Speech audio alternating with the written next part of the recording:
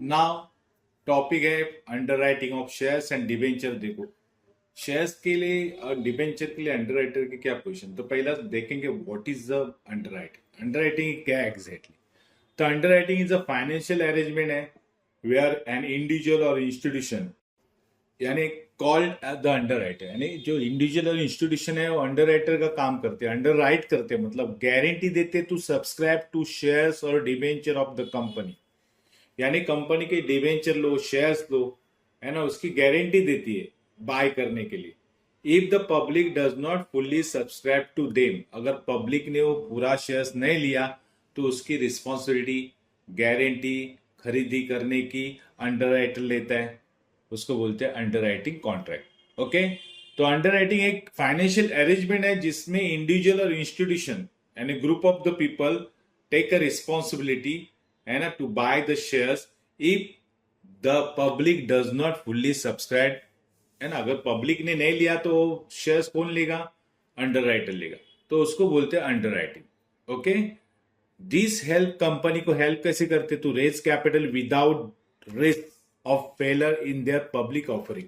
यानी कभी कभी पब्लिक ऑफरिंग में देखो कंपनी सक्सेस नहीं होते शेयर सेल करने में, तो ऐसे टाइम पे अंडरराइटर क्या करता है? रिस्पॉन्सिबिलिटी लेता है टू फंड रेज करने की। तो उसमें बैंक भी रहती है, बहुत बड़े बड़े फाइनेंशियल इंस्टीट्यूट भी रहते हैं जो फंड रेज करने के लिए हेल्प करते हैं। Okay, then underwriter act as a bridge between company issuing security and potential investor। यानी अंडरराइटर एक ब्रिज है, जो गैप है ना वो भर देता है किसमें? जो कंपनी के बीच में और इन्वेस्टर के बीच में। पोटेंशियल इन्वेस्टर मिलने के लिए अंडरराइटर रिस्पॉन्सिबिलिटी लेता है and ensure that the company receive the required fund, और उसको एंश्योरिंग देता है, कंफर्म देता है कि कंपनी जो रिक्वायर्ड फंड है उसको मिलेगा ही। ये अंडरराइटर की रिस्पॉन्सिबिलिटी, यानी पोटेंशियल इन्वेस्टर के पास पास पहुंचने का, है ना, और वो शेयर्स उन लोग को खरीद लेकिन लेने के लिए गारंटी देने का एक एज अ ट्रस्टी करके बोलने का काम करता है अंडरराइटर। और अगर पब्लिक ने वो शेयर्स नहीं लिए तो खुद वो बाय कर देता है, तो उसको बोलते हैं अंडरराइटर। ओके, और ये सब प्रोसेस को बोलते हैं अंडरराइटिंग। देन देखेंगे second, why is underwriting important? Underwriting important क्यों है? तो अंडरराइटर क्या करता है? रिस्क रिडक्शन रिडक्शन करता है। अभी रिस्क कैसे रिड्यूस होता है? देखो, ensure that the company raising capital, है ना, कंपनी को अगर कैपिटल रेजिंग करता है तो does not face financial difficulties नहीं आनी चाहिए due to an unsubscribe issue. कभी शेयर्स सेल नहीं हुए, सब्सक्राइब नहीं किए पब्लिक ने, है ना, मतलब अनसब्सक्राइब किए, तो उसके कारण फाइनेंशियल डिफिकल्टीज आ सकती है कंपनी को। तो वो जो रिस्क है ना रिड्यूस करने का काम कौन करता है? अंडरराइटर। तो ये फर्स्ट रीजन है। सेकेंड है, इन्वेस्टर को कॉन्फिडेंस में लेता है ना। कैसे? देखो, एनकरेज करता है public participation as a investor को and see that the reputable financial institute are backing the issues. यानी वो इन्वेस्टर को कॉन्फिडेंस भी करके देता है अंडरराइटर। अंडरराइटर यानी कोई ऐसा आदमी नहीं है, एक अच्छा पावरफुल आदमी रहता है, जैसे बैंक है, फाइनेंशियल इंस्टीट्यूशन है, जैसे आईसीआईसी बैंक है, एचडीएफसी बैंक है, बहुत बड़े बड़े फाइनेंशियल इंस्टीट्यूशन है जो बताते हैं कि हम लोग का इसके पीछे बैकिंग है, यानी सपोर्ट है। तो ये कॉन्फिडेंस क्रिएट करने के बाद पब्लिक क्या करती है? वो शेयर सब्सक्राइब करती है। तो ये इंपॉर्टेंट है अंडरराइटिंग का। थर्ड है स्मूथ कैपिटल रेजिंग, यानी इधर कैपिटल इजीली रेज होता है, तो अंडरराइटर हेल्प करता है कंपनीज को meet the funding requirement on time without delay. यानी शेयर सेल करने में डिले नहीं होता है क्योंकि अंडरराइटर इमीडिएटली फंड अरेंज करके देता है। फोर्थ है मार्केट में स्टेबिलिटी भी वो लाता है, यानी कैसे? देखो, प्रिवेंट ड्रास्टिक फ्लक्चुएशन नहीं आता इन शेयर प्राइस ड्यू टू अनसब्सक्रिप्शन। कभी शेयर अनसब्सक्रिप्शन हो गए मतलब बेचने गए तो प्राइस डाउन हो जाएगी, तो प्राइस सडनली डाउन नहीं होने देता है। क्यों? क्योंकि उसमें से वो रिस्पॉन्सिबिलिटी खुद लेता है, अगर सेल शेयर सेल नहीं हुए तो खुद परचेस करता है। तो इससे क्या होता है? प्राइस में स्टेबिलिटी आ जाती है। तो ये अंडरराइटिंग की इंपॉर्टेंस है। आगे देखेंगे। Then types of the underwriting. Underwriting के टाइप्स कौन से? तो underwriting can be categorize based on the commitment level and the nature of arrangement के ऊपर डिपेंड है। यानी कैसे कमिटमेंट करते हैं, टर्म्स एंड कंडीशन क्या, एग्रीमेंट क्या, उसके बेस पे अंडरराइटिंग के टाइप्स है। तो पहला देखो, बेस्ड ऑन कमिटमेंट में पहला है a firm underwriting. Form underwriting यानी क्या? द अंडरराइटर गारंटी देता है to purchase the specific number of shares, है ना, specific number of shares and debenture खरीदी करने की गारंटी देता है, irrespective of public subscription, public ने खरीदी करने दो या न करने दो, वो खुद गारंटी लेता है कि मैं इतने शेयर्स लूंगा, तो उसको बोलते हैं फर्म अंडरराइटिंग, यानी पूरा पक्का है। Okay, even if the issue is fully subscribe भी हो गया तो भी underwriter still bye there committed portion लेता ही लेता है। ओके, तो इसको बोलते हैं फर्म अंडरराइटिंग। बी में देखो कंडीशनल अंडरराइटिंग क्या रहती है? The underwriter only purchase the security if the issue is under subscribe. Under subscribe यानी पब्लिक ने शेयर ज्यादा खरीदे नहीं, यानी शेयर्स कम खरीदे, तो बाकी के शेयर्स कौन खरीदता है? अंडरराइटर। तो अंडरराइटर बोलता ही है कंडीशनल सब्सक्रिप्शन अंडरराइटिंग में कि अगर शेयर्स नहीं सेल हो गए, पब्लिक ने नहीं लिए, तो अंडरराइटर वो शेयर परचेस करेगा। Okay, then if the public fully subscribe to share, है ना, अगर पब्लिक ने फुल्ली सब्सक्राइब किया, सब्सक्राइब मतलब बाय किया वो इशू शेयर्स, तो अंडरराइटर हैज नो ऑब्लिगेशन, तो अंडरराइटर को खरीदी करने की जरूरत नहीं, नो ऑब्लिगेशन। ओके, नेक्स्ट है second, based on nature of underwriter. Underwriter के नेचर के, सॉरी, नंबर के ऊपर भी डिपेंड है। जैसे सोल अंडरराइटर है ना, सोल अंडरराइटिंग मतलब क्या? सिंगल, और single underwriter agree to purchase the entire issue. कभी कभी सिंगल अंडरराइटर बोलता है कि मैं पूरा शेयर ले लूंगा। Okay, this is the common when the issue size is small रहेगी and when the strong underwriter is involve. Underwriter financially strong है तो इजीली बाय करेगा, और स्मॉल स्केल, स्मॉल साइज में अगर शेयर्स रहेंगे तो इजीली परचेस करते हैं, तो उसको बोलते हैं सोल अंडरराइटिंग। एंड बी है जॉइंट अंडरराइटिंग, यानी वहां पे मल्टीपल अंडरराइटर रहेंगे जो शेयर्स क्या करते हैं? अंडरराइटिंग रिस्पॉन्सिबिलिटी लेते हैं, है ना। जैसे each underwriter take a proportionate share लेते, प्रोपोर्शनेट मतलब रेशियो के हिसाब से शेयर लेते of the issue and liability, तो इसको बोलते हैं जॉइंट अंडरराइटिंग। यानी उधर दो से ज्यादा, 3, 4, 5 अंडरराइटर रहेंगे जो आपस में शेयरिंग करेंगे कि कितने शेयर्स लेने का क्या, तो उसको बोलते हैं जॉइंट अंडरराइटिंग। ओके, नेक्स्ट क्या है? थर्ड है based on risk distribution. Okay, अभी रिस्क कितना इन्वॉल्व हो देखेंगे, तो देखो पहला ए फुल अंडरराइटिंग, ठीक है, तो अंडरराइटर एग्री करता है to subscribe to entire issue, if it is unsubscribe होएगा तो पूरा इशू वो सब्सक्राइब करेगा, बाय करेगा, उसको बोलते हैं फुल अंडरराइटिंग। यानी company is completely protected from the financial risk, से कंप्लीटली प्रोटेक्टेड होती है, तो उसको बोलते हैं फुल अंडरराइटिंग, यानी पूरी रिस्पॉन्सिबिलिटी अंडरराइटर लेगा। बी में बोलते हैं पार्शियल अंडरराइटिंग, मतलब क्या होता है? द अंडरराइटर एग्री होता है to subscribe only part of the issue, यानी इशू के कुछ पार्ट ही मैं सब्सक्राइब करूंगा, तो उसको बोलते हैं पार्शियल अंडरराइटिंग।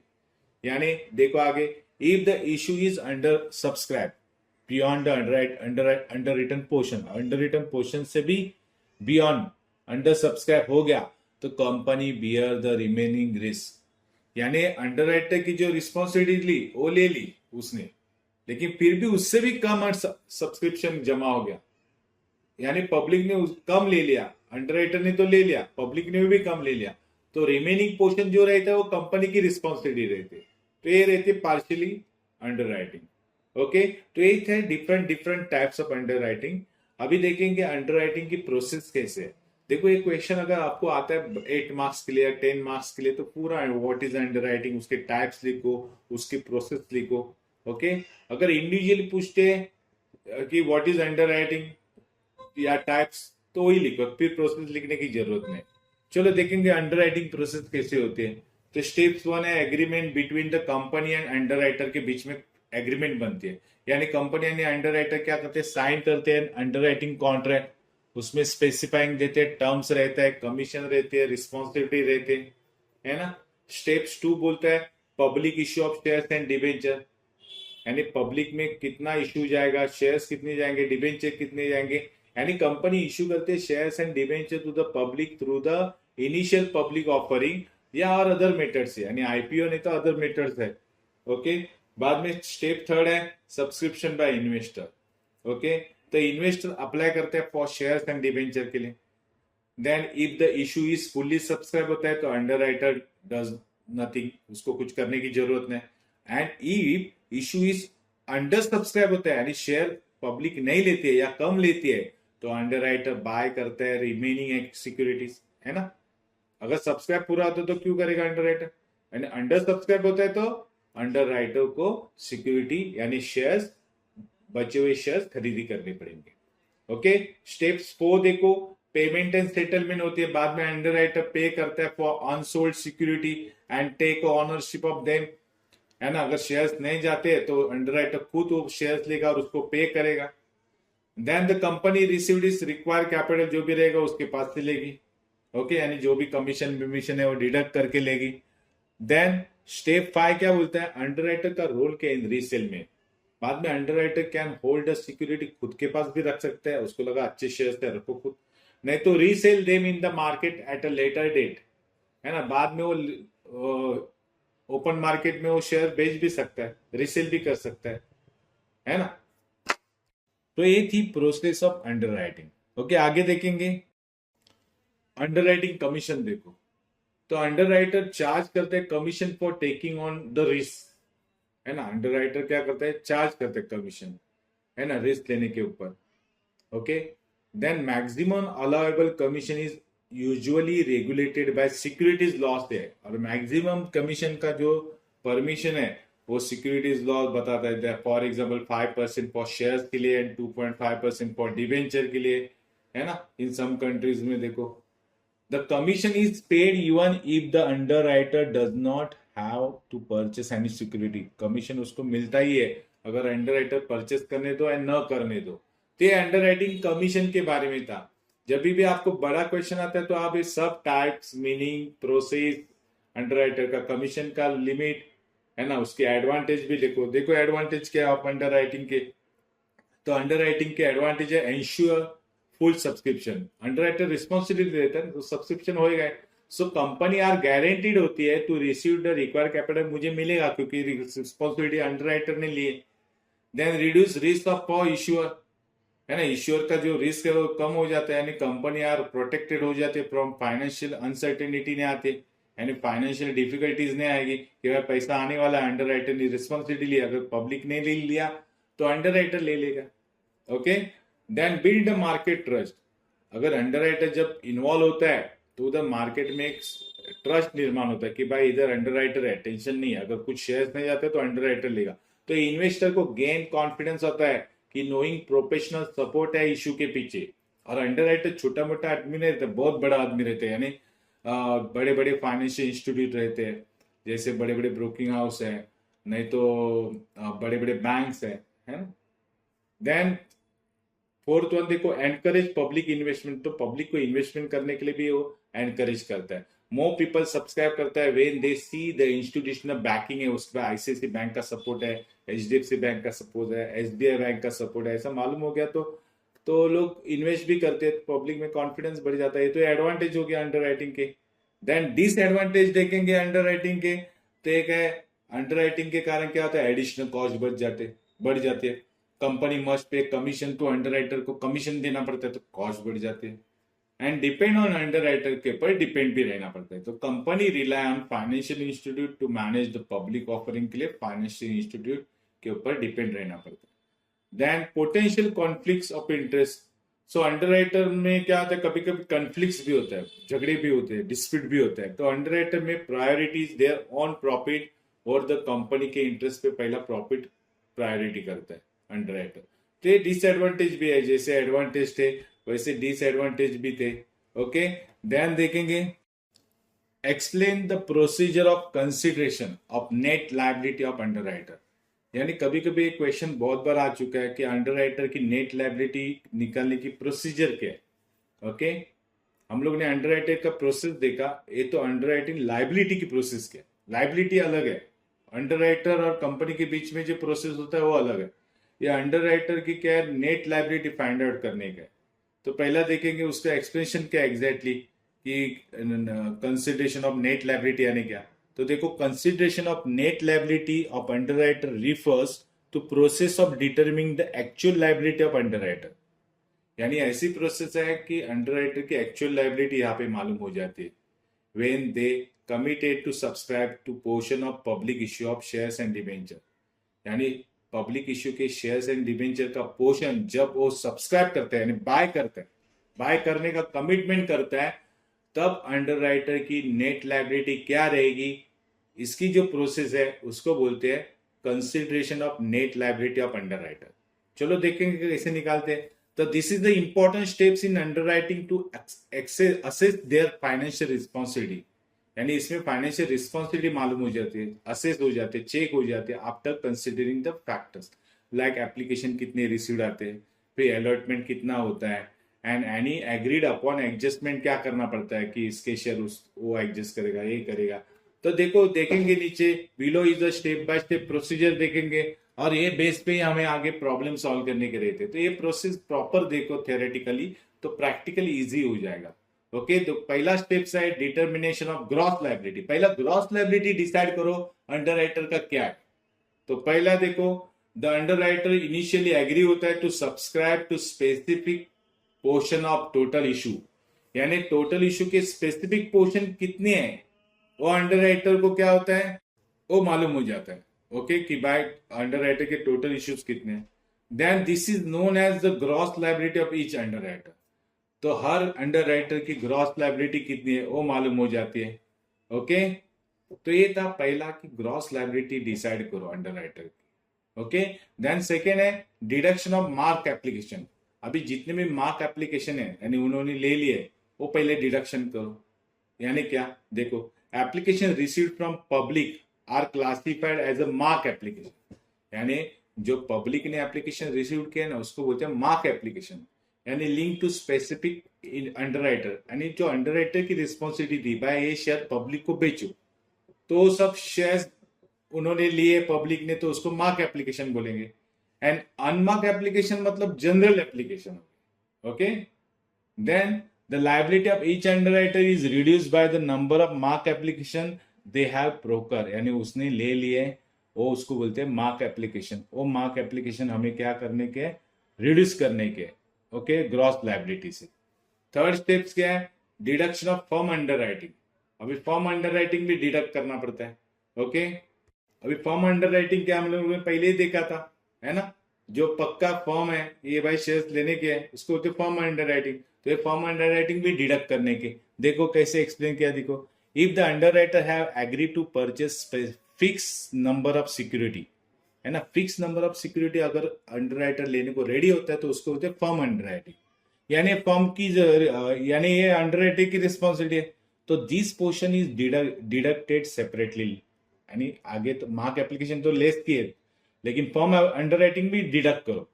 ओके, तो firm underwriting is a part of their liability irrespective of public subscription. Public ने कितना लिया वो मत देखो, उसकी फर्म अंडरराइटिंग जितना पार्ट है वो कंसीडर करो, यानी firm underwriting is a part of liability है, भले सब्सक्राइब होने दो नहीं होने दो। ओके, फोर्थ है अपॉर्चनमेंट ऑफ अनमार्क एप्लीकेशन। अभी अनमार्क एप्लीकेशन हम लोग को क्या करना है, अपॉर्चन करने हैं, डिस्ट्रीब्यूट करने के। तो अनमार्क एप्लीकेशन जो बचते हैं are distributed among the underwriter based on their agreed underwriting ratio and proportion, यानी दोनों में क्या एग्रीमेंट हो गई है, क्या रेशियो डिसाइड हो गया कि अनमार्क एप्लीकेशन हम लोग क्या करेंगे, एक दूसरे में बांटेंगे। तो यहाँ पे देखो पहले हम लोग ने ग्रॉस लायबिलिटी डिसाइड की, है ना, देन उसमें से मार्क एप्लीकेशन जो पब्लिक ने रिसीव किए वो डिडक्ट किए, है ना, यानी पब्लिक में लिए जो अंडरराइटर की रिस्पॉन्सिबिलिटी पब्लिक लेना चाहिए, बाकी के बच्चे अनमार्क एप्लीकेशन है। लेकिन उसके पहले आप क्या करो, फर्म अंडरराइटिंग डिडक्ट करो, क्योंकि फर्म अंडरराइटिंग किस भी रिस्पॉन्सिबिलिटी, अंडरराइटिंग की रिस्पॉन्सिबिलिटी, वो स्पेसिफिक नंबर ऑफ लेने ही लेना है। तो फर्म अंडरराइटिंग पहला लेस करो, फिर वो लेस करने के बाद फिर मार्क अनमार्क एप्लीकेशन जो बचते हैं ना मार्क एप्लीकेशन के बाद, वो अनमार्क एप्लीकेशन आप क्या करो, रेशियो के बेस पे डिस्ट्रीब्यूट करो अंडरराइटर के बीच में। ओके, देन फिर देखो कैलकुलेशन ऑफ नेट लायबिलिटी, फिर नेट लायबिलिटी कैलकुलेट करो, है ना। तो कैसे आएगी नेट लायबिलिटी, तो हम लोग ने पहले क्या लायबिलिटी देखी थी, तो देखो नेट लायबिलिटी का formula is equal to gross liability थी, उसमें से हम लोग ने क्या क्या माइनस किए, तो मार्क एप्लीकेशन माइनस किए, है ना, proportion of the unmark application हम लोग ने माइनस किए, बराबर। यानी ग्रॉस लायबिलिटी से सब एप्लीकेशन हम लोग मार्क अनमार्क एप्लीकेशन माइनस करने के बाद देखते हैं, if the net liability is positive आती है, नेट लाइबिलिटी पॉजिटिव आती है तो underwriter must subscribe to shortfall, है ना। नेट लाइबिलिटी अगर पॉजिटिव आती है तो अंडर राइटर को क्या करना पड़ता है, जितना भी शॉर्टफॉल है, जिसके भी शॉर्टफॉल है उसको बाय करना पड़ता है। Okay, and if the application exceed हो जाते हैं देयर नेट लाइबिलिटी से भी ज्यादा, they have no additional obligation, तो उसको ऑब्लिगेशन नहीं, क्योंकि आपने आपकी लाइबिलिटी कवर किए और ज्यादा खरीदने की जरूरत नहीं है। Okay, then six settlement and payment, फिर underwriter must pay for unsubscribe portion they are responsible for, है ना। बाद में अंडर राइटर को जितना भी अनसब्सक्राइब पोर्शन है, जो सब्सक्राइब नहीं हुआ है, वो उसकी लाइबिलिटी हो तो उसको पे करनी पड़ेगी। फिर इशूइंग कंपनी कलेक्ट करेगी this payment from the underwriter से and complete the allotment process complete करेगी। ओके, अगर आप चाहे तो इसके ऊपर देखो हम लोग एग्जाम्पल लेंगे। देखो एग्जाम्पल कैलकुलेशन, देखो यहाँ पे टोटल इशू कितने 1 लाख शेयर्स है। ओके, उसमें सपोज अंडर राइटर ए की ग्रॉस लाइबिलिटी आती है 40,000 शेयर्स, अंडर राइटर बी की ग्रॉस लाइबिलिटी आती है 60,000 shares. Okay, then mark application अगर रिसीव्ड आते हैं 25,000 ए का और बी का 45,000, मतलब यहाँ पे पब्लिक ने 25,000 शेयर्स लिए ए के पर तरफ से, मतलब एक अंडर राइटर से, बी अंडर राइटर से 45,000 शेयर्स लिए, इसके मतलब ये शेयर्स रिसीव्ड हो गए। ओके, देन अनमार्क एप्लीकेशन फिर कितने बचेंगे, तो देखो ऐसे 10,000 अनमार्क एप्लीकेशन बच रहे। तो यहाँ पे कुछ फॉर्म की अंडर राइटिंग नहीं है, एज्यूम करो, क्योंकि नहीं दिया इधर फॉर्म की अंडर राइटिंग, खाली मार्क एंड अनमार्क एप्लीकेशन है।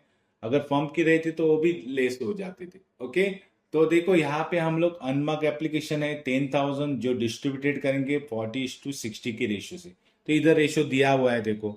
ओके, तो हम लोग पहले फाइंड आउट करेंगे कि अनमार्क एप्लीकेशन कितनी है। तो ए शेयर्स ऑफ अनमार्क एप्लीकेशन है 10,000 का कितना आएगा 40% यानी 4,000, यानी ए के अनमार्क एप्लीकेशन है 4,000 एंड बी शेयर के अनमार्क एप्लीकेशन कितना आएगा, तो 10,000 के ऊपर 60% मतलब 6,000। तो 4,000 ने 6,000 ये अनमार्क एप्लीकेशन आ गए, तो नेट लाइबिलिटी क्या आएगी, तो देखो ए की ग्रॉस लाइबिलिटी कितनी थी 40,000, बी की ग्रॉस लाइबिलिटी कितनी थी 60,000, उसमें से हम लोग क्या क्या माइनस करेंगे, मार्क एप्लीकेशन माइनस करेंगे 25,000 ए से, 45,000 बी से।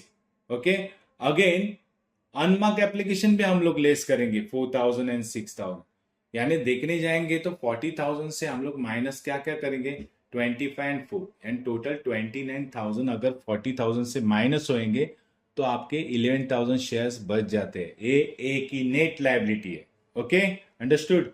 देन बी की नेट लाइबिलिटी क्या आएगी, तो बी की ग्रॉस लाइबिलिटी 60,000 थी, उसमें से माइनस देखो मार्क एप्लीकेशन 45,000 थे एंड 6,000 अनमार्क एप्लीकेशन थे, तो 45 प्लस 6,000 टोटल कितने होते हैं, तो देखो 51,000 होते हैं।